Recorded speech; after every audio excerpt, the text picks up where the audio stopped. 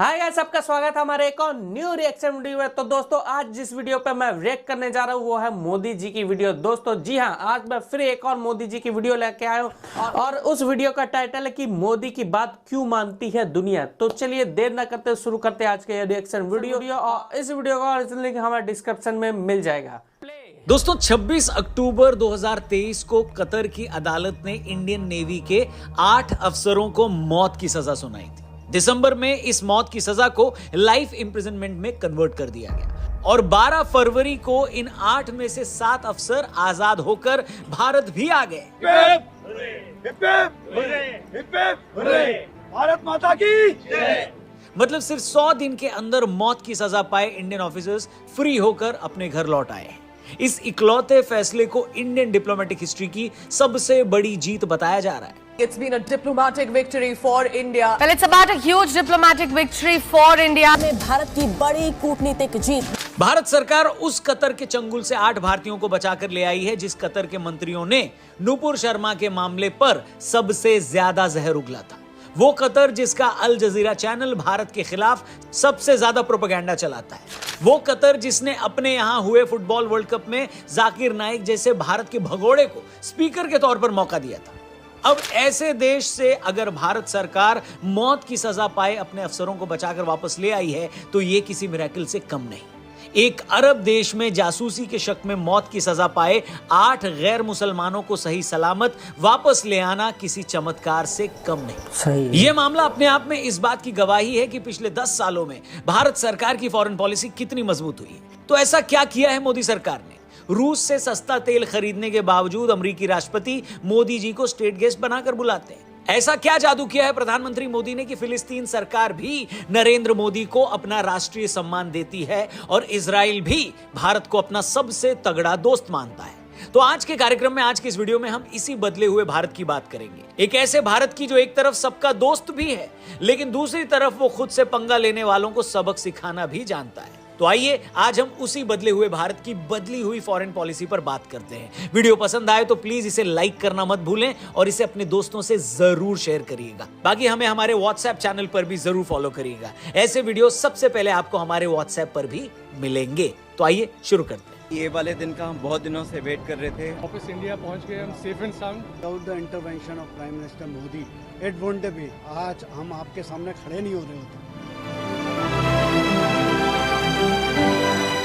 नमस्कार, जय हिंद। मैं हूं रौनक और आप देख रहे हैं फनतंत्र। दोस्तों ये बात है अगस्त 2020 की।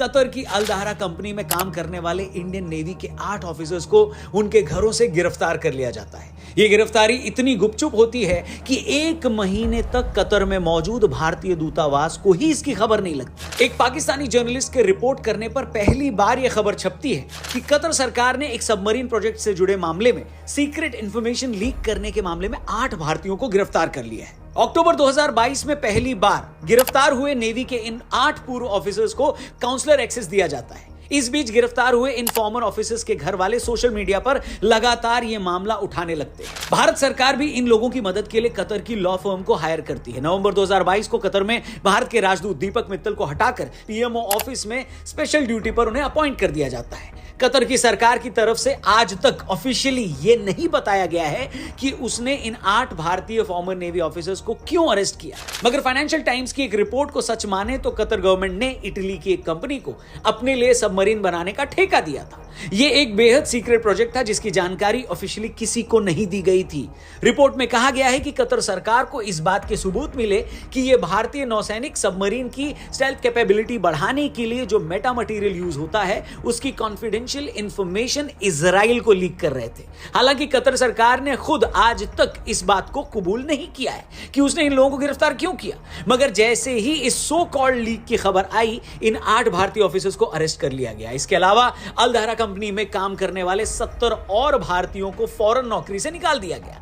कुछ दिन बाद इसी कंपनी के सीईओ को भी अरेस्ट कर लिया गया मगर बाद में वो रिहा हो गए। इसी के बाद भारत में सरकार पर यह प्रेशर बढ़ने लगा कि जब ओमान अपने आदमी को इतनी जल्दी छुड़वा सकता है तो हम क्यों नहीं। इस बीच कतर की लोअर कोर्ट में इन लोगों पर मामला चलता रहा। आपको जानकर हैरानी होगी कि कोर्ट की यह सुनवाई भी इतने सीक्रेट तरीके से होती थी कि उसमें बाहर के एक भी आदमी को शामिल होने नहीं दिया जाता था। जून 2023 तक मामले की दूसरी सुनवाई भी पूरी हो गई और अक्टूबर 2023 को इन 8 भारतीय नेवी ऑफिसर्स को सजाए मौत की सजा सुना दी गई। खबर सामने आते ही देश भर में भूचाल आ गया, मगर इंडियन गवर्नमेंट ने इस बीच कतर सरकार को लेकर कोई हार्श स्टेटमेंट नहीं दिया। विदेश मंत्री ने हमेशा कहा कि हम उन लोगों की रिहाई के लिए लीगल और डिप्लोमेटिक सारे रास्ते तलाश रहे हैं। I assure you that they are very much, very strongly in our priorities. इसी बीच आता है एक बड़ा मोड़।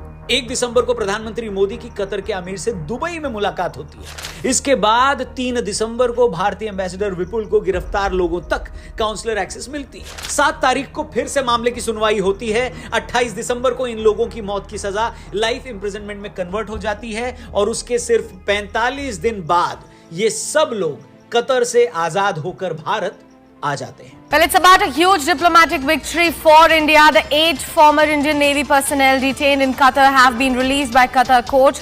और कतर में भारत की बड़ी कूटनीतिक जीत हुई है। तो कतर ने 8 भारतीयों को रिहा कर दिया है। कतर की जेल में बंद थे ये 8 भारतीय। जैसे ही यह खबर सामने आई, पूरा देश शॉक्ड हो गया। सिर्फ 100 दिन पहले जासूसी जैसे सीरियस मामले में मौत की सजा पाए 8 ऑफिसर्स की न सिर्फ सजा माफ हो गई, बल्कि वो रिहा होकर भारत भी वापस आ गए। यकीन मानिए दोस्तों, ये लोग जैसे ही भारत आए तो मुझे सुषमा स्वराज जी का वो ट्वीट याद आ गया कि आप लोग चाहे कहीं भी फंसे हों, हम आपको ढूंढ लाएंगे। अगर आप मोदी सरकार के पिछले 10 सालों पर नजर डालें तो ऐसे 5 बड़े रेस्क्यू ऑपरेशंस याद आते हैं जब सरकार अपना सब कुछ दांव पर लगाकर दुनिया के किसी भी कोने में फंसे भारतीयों को सही सलामत वापस ले आई थी। 2 साल पहले अचानक शुरू हुई रूस और यूक्रेन वॉर के बाद भारत सरकार ने ऑपरेशन गंगा चलाकर 22,500 भारतीयों को वहां से बाहर निकाला था। इसी तरह 2023 में सूडान से ऑपरेशन कावेरी चलाकर सरकार ने 3800 लोगों को सही सलामत भारत वापस ले आई। 2021 में तालिबान के अफगानिस्तान पर कब्जा कर लेने के बाद भारत सरकार ने ऑपरेशन देवी शक्ति चलाकर वहां से 1200 लोगों को सकुशल बाहर निकाला था। इन लोगों में 200 से ऊपर अफगान हिंदू और सिख भी शामिल। थोड़ा पीछे जाएं तो 2015 में जब यमन में सरकार और हुती विद्रोहियों के बीच जंग छिड़ी थी, तब भी मोदी सरकार ने ऑपरेशन राहत चलाकर यमन से लगभग 5600 लोगों को निकाला था। और फरवरी 2019 में विंग कमांडर अभिनंदन की पाकिस्तान से भारत वापसी को कौन भूल सकता है। जब भारत सरकार के खौफ से पाकिस्तान ने विंग कमांडर अभिनंदन को बिना कुछ कहे सुरक्षित ही भारत वापस भेज दिया था। मुझे अच्छे से याद है, उस वक्त पाकिस्तान के प्रधानमंत्री इमरान खान ने तब पाकिस्तानी संसद में कहा था कि जैसे ही उन्हें अभिनंदन के पाकिस्तान में आ जाने की खबर मिली तो वो घबरा गए थे। उन्हें इस बात का डर लगने लगा था कि पता नहीं अब मोदी सरकार उस पर कहर न बरपा दे। हाँ, मैंने कल शाम को कोशिश की नरेंद्र मोदी को कॉल करूं, क्योंकि हम ये क्लियर करना चाहते थे कि हम किसी किस्म की एस्केलेशन नहीं चाहते। हिंदुस्तान का पायलट हमने पकड़ा हुआ है, हम एज ए पीस जेस्चर हम उसको कल रिहा करने लगे हैं हिंदुस्तान को वापस। जी हां दोस्तों, यही होता है परसेप्शन। मोदी सरकार का खौफ था तो पाकिस्तान ने बिना मांगे डर के मारे अभिनंदन को हमें सौंप दिया। और एक वो वक्त भी था जब दिल्ली के बाजारों से लेकर देश भर के मंदिरों, मुंबई के लोकल ट्रेनों से लेकर ताज होटल पर हमले होते रहे और हम कुछ नहीं कर पाए, क्योंकि खुद पाकिस्तानी सरकार और आर्मी को पता था कि इन हमलों के जवाब में भारत सरकार कोई सख्त कदम या युद्ध जैसा कदम तो नहीं उठाएगी। लेकिन उरी में सर्जिकल स्ट्राइक के बाद इस परसेप्शन को हमेशा हमेशा के लिए बदल कर रख दिया। गलवान में भी चीन ने भले ही हम पर घात लगाकर हमला किया, मगर जिस तरह बदले की कार्रवाई में भारतीय सैनिकों ने भी चीन के दर्जनों फौजी मार दिए, उससे उसे भी पता लग गया कि ये वो भारत नहीं है जो चुपचाप उसकी हर बदतमीजी बर्दाश्त कर लेगा। पिछले कुछ सालों के ढुलमुल रवैये के उलट मोदी सरकार पूरी दुनिया को यह बताने में कामयाब रही है कि हमें यह बताने की कोशिश मत करो कि हमारा फायदा किस में है। अगर हमें अपने लोगों की जरूरत के लिए रूस से सस्ता तेल लेना होगा तो हम लेंगे। अगर हमें सिक्योरिटी काउंसिल में युद्ध विराम के लिए इजराइल के खिलाफ भी वोटिंग करनी होगी तो हम करेंगे। मगर हमें इजराइल से मिलिट्री पार्टनरशिप करनी होगी तो हम वो भी करेंगे। हम आगे बढ़कर कोरोना काल में 100 देशों को मुफ्त वैक्सीन भी बांटेंगे और अफ्रीकन यूनियन को G20 का स्थायी सदस्य भी बनवाएंगे।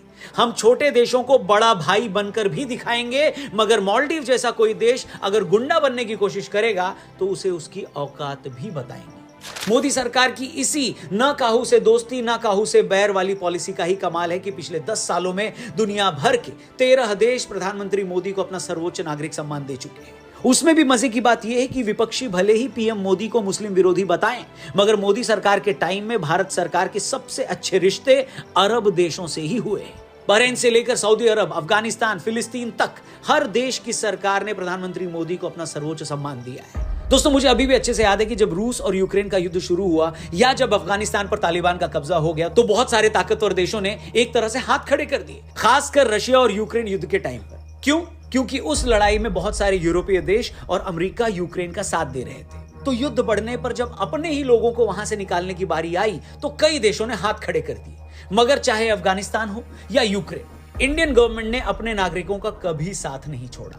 ऐसे मौकों पर स्पेशल ऑपरेशन चलाकर न सिर्फ हम अपने नागरिकों को बचाकर लाए, बल्कि इन मौकों पर हम दूसरे देशों के लोगों को भी वहां से सेफ निकाल कर लाए। और यही एक मजबूत गवर्नमेंट को करना भी चाहिए। मुझे नहीं पता आप में से कितने लोग इस बात को जानते होंगे, नहीं जानते तो जान लीजिए। हम सब 71 की जंग को तो जानते हैं। हम ये भी जानते हैं कि उस जंग के बाद पूर्वी पाकिस्तान बांग्लादेश बन गया। भारतीय फौज ने पाकिस्तान के 93,000 फौजियों को बंधक बना लिया था। मगर एक बात बहुत कम लोग जानते हैं, वो ये कि 71 की जंग में पाकिस्तान के 93,000 फौजी बंधक बनाने के बावजूद हम पाकिस्तान के कब्जे से अपने 54 फौजी नहीं छुड़ा पाए। जी हां, इस युद्ध के बाद हमने पाकिस्तान के 93,000 फौजी छोड़े, बदले में पाकिस्तान ने भी अपने कब्जे से हमारे कुछ फौजियों को छोड़ा। लेकिन इन सब के बीच 54 फौजी ऐसे थे जिनके बारे में कुछ पता ही नहीं लगा। बहुत सारे लोगों का मानना है कि युद्ध के टाइम वो भी पाक सेना के कब्जे में चले गए थे, लेकिन पाकिस्तानी फौज ने कभी उनका पाकिस्तान में होना कबूल ही नहीं किया। इन 54 लोगों के परिवार वाले आज भी अपने हक की लड़ाई लड़ रहे हैं, मगर उन्हें उनकी कोई खबर नहीं मिली।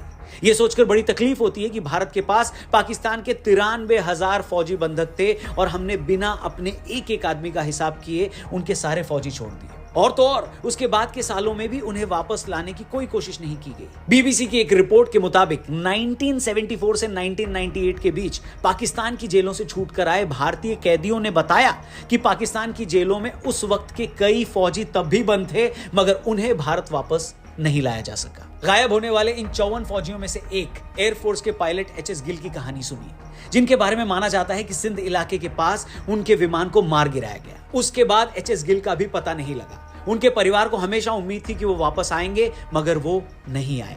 बाद के सालों में उनकी बीवी की कैंसर से मृत्यु हो गई, उनके एक बेटे ने खुदकुशी कर ली और उनकी एक बेटी भी थी जिसका आज कोई सुराग नहीं है। ये सारी कहानी, या यूं कहें कि 71 के युद्ध में गायब हुए इन 54 फौजियों की कहानी मैंने आपको सिर्फ इसलिए बताई कि एक वक्त कैसे ताकतवर पोजीशन में होने के बावजूद हमने अपने ही लोगों को वापस लाने की कोशिश नहीं की। और फिर 2019 में वो वक्त भी आया जब बिना मांगे ही खौफ के मारे पाकिस्तान ने अभिनंदन को खुद ही भारत के हवाले कर दिया। ये एक ऐसा फर्क है जो पिछले सालों में साफ नजर आया है हर एक भारतीय को। दुनिया इस फर्क को मान रही है, मगर कुछ लोग अब भी डिनायल मोड में जी रहे हैं। यह देखकर मुझे हंसी भी आ रही है और रोना भी कि जब कतर में इन 8 भारतीयों को फांसी मिलने की बात सामने आई तो हर कोई पानी पी पीकर भारत सरकार को गाली देने लगा, उसे कोसने लगा, उसकी गैरत को ललकारने लगा। मगर जब ये सारे भारतीय सही सलामत भारत वापस आ गए हैं तो कल तक मोदी सरकार का नाम लेकर गाली देने वाले यही लोग अब अनजान लोगों का शुक्रिया अदा कर रहे हैं। खैर दोस्तों, इतना तो तय है कि चाहे इंसान हो या देश, जब तक आप खुद अपनी इज्जत नहीं करते तब तक दूसरे भी ऐसा नहीं करते। एक देश के तौर पर हम आज अपने कल्चर की रिस्पेक्ट कर रहे हैं, एक मजबूत देश की तरह बिहेव कर रहे हैं, दूसरों की आंख में आंख डालकर बात कर रहे हैं, तो दुनिया भी हमें वही इज्जत दे रही है। इसलिए कतर में जो हुआ उसे एक मामूली घटना मानकर भुला न दिया जाए। तो देखा दोस्तों, आप लोगों ने मोदी सरकार आने के बाद कितना परिवर्तन हो गया, जहां पे हमारे प्रधानमंत्री कई मुस्लिम कंट्रियों के साथ एक अपना अच्छा रिश्ता कायम कर लिया है और एक अच्छा खासा रिश्ता हो गया। और उनके ही वजह से भाई 8 सिपाही, उनके ही वजह से भाई 8 सिपाहियों को वापस इंडिया में आने का मौका मिला। उन लोगों को तो भाई कतर ने फांसी की सजा दे दी थी और फांसी की सजा के बाद जब यहाँ से बातचीत चलती रही तो उनको आजीवन कर दिया गया और उसके बाद उनको सीधे मुक्त कर दिया गया, वो भी 100 दिन के अंदर। जी हाँ दोस्तों, वो भी 100 दिन के अंदर उनको मुक्त कर दिया गया और आज वो कतर से रिलीज हो गए और कतर से रिलीज होके हिंदुस्तान आ गए। लेकिन दोस्तों, जब मोदी सरकार नहीं थी तो उससे पहले आप लोग देख सकते हो कि हिंदुस्तान का भाई क्या हाल हुआ था। भाई जब बांग्लादेश वाला युद्ध हुआ था, जब बांग्लादेश को अलग किया गया था पाकिस्तान से, तो उस समय कितने ज्यादा पाकिस्तानी सैनिक हमारे पास थे, लेकिन हमारी वो 54 सैनिक को हम लोग छुड़ा नहीं पाए और उनके सारे के सारे सैनिक हम लोगों ने छोड़ दिए। तो ये कितनी बड़ी गलती है यार, कितनी बड़ी गलती कि यहाँ पाकिस्तान के हजारों सैनिकों को हम लोग ने छोड़ दिया, लेकिन अपने 54 सैनिकों को हम लोग छुड़ा नहीं पाए, ना ही आज तक उनका कोई पता चला। तो भाई ये कितनी ज्यादा शर्मनाक बात है। लेकिन भाई मोदी जी के आने के बाद अब बिल्कुल चेंज हो गया। जहां पाकिस्तान अटैक करता है तो यहां से हिंदुस्तान के तरफ से भी सर्जिकल स्ट्राइक हो जाती। उसी सर्जिकल स्ट्राइक के डर से भाई वहां के जो प्राइम मिनिस्टर होते इमरान खान, वो हमारे एयरफोर्स के बंदे को छोड़ देते हैं। और बात करते हैं कतर की, जिस कतर ने भाई हमारे हिंदुस्तान के 8 सिपाहियों को फांसी की सजा दे दी थी, मोदी सरकार की वजह से वो 8 के 8 बंदे जिंदा हिंदुस्तान वापस आ गए। जी हाँ, केवल मोदी सरकार के वजह से वो 8 के 8 बंदे जिंदा हिंदुस्तान वापस आ गए और कतर ने उनको रिलीज कर दिया और वो आज की डेट में हिंदुस्तान आ गए। तो भाई कितना अंतर हो गया यार। ये भी बात सही है कि भाई मोदी जी को कितना ज्यादा क्रिटिसाइज करता है आदमी, कितना ज्यादा बोलता है, लेकिन आप लोग ये भी तो देखो भाई कि मोदी सरकार में कितना ज्यादा विकास हुआ है, कितना ज्यादा इंडिया आगे गया। प्लस ऐसी ऐसी कंट्रियों के साथ हमारी दोस्ती बनी है यार। और प्लस आप लोग ये देख सकते हो कि कितनी ज्यादा मुस्लिम कंट्रियों के साथ हमारी दोस्ती हुई है। ठीक है, जहां कुछ पॉलिटिक्स वाले कहते हैं कि मोदी जी मुसलमानों के दुश्मन है, लेकिन भाई अगर मोदी जी मुसलमानों के दुश्मन होते तो आप बताइए इतनी मुस्लिम कंट्रियां क्यों मोदी जी से दोस्ती करती। मोदी जी की हर किसी मुस्लिम कंट्रियों के साथ एक अच्छी दोस्ती है इस समय। जैसे कि आप लोग कतर देख सकते हैं, यूएई देख सकते हैं, और भी कई मुस्लिम कंट्री हैं जिनके साथ मोदी जी के कारण एक अच्छा रिश्ता हमारा हिंदुस्तान का कायम हुआ है। तो चलिए इसी के साथ ये वीडियो यहीं पे खत्म करते हैं। अगर ये वीडियो आप लोग को अच्छा लगे तो लाइक करना, चैनल पर नया हो तो सब्सक्राइब करना एंड बगल में दिया गया बेल आइकन उसको जल्द दबा देना। तो फिलहाल आज के लिए इतना ही, मिलता हूं मैं अपना नेक्स्ट वीडियो में। ओके बाय, जय हिंद एंड वंदे मातरम।